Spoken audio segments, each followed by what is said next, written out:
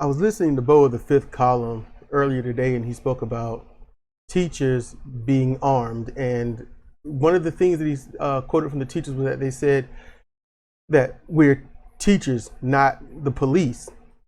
And the teachers being armed to be able to shoot firearms under stressful situations to protect the children. And he said, well, let's look at that a little differently. And I'm thinking, it seems like he missed the point. He missed the bigger picture. That bigger picture is that the teachers in mass, well, at least the majority, saying that they're not police. That lets you know that even in the educational system, that teachers are viewing it the way that other civilians are, that the police aren't making the arrest. They're not chasing after the bad guy, that they're just shooting people and killing them.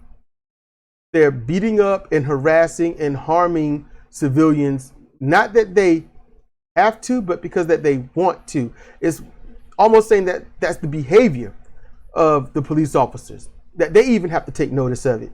So while these officers have been cited, recorded, and known to not only just, as I said, harass, bully, torture, and kill, they're protected by their badge. They're protected by I'm police.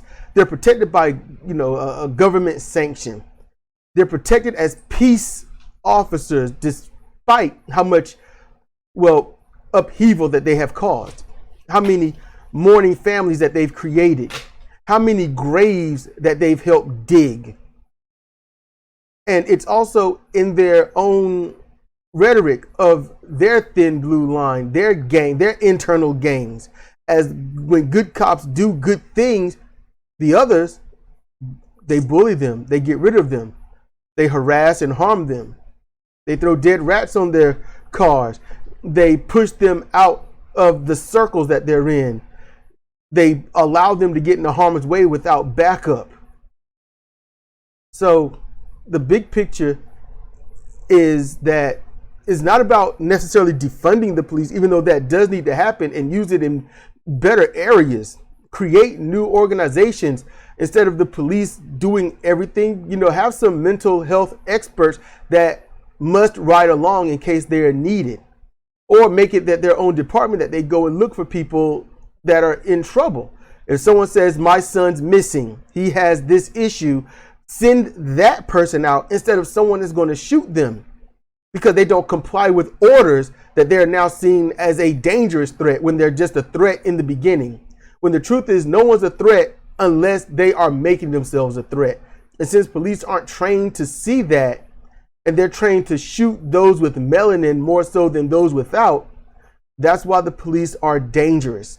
Because even in a high-strung situation, they don't see the melanin. They don't see the lack of melanin. They just see someone that's not them. And that not them are the ones that get killed. Thank you for listening.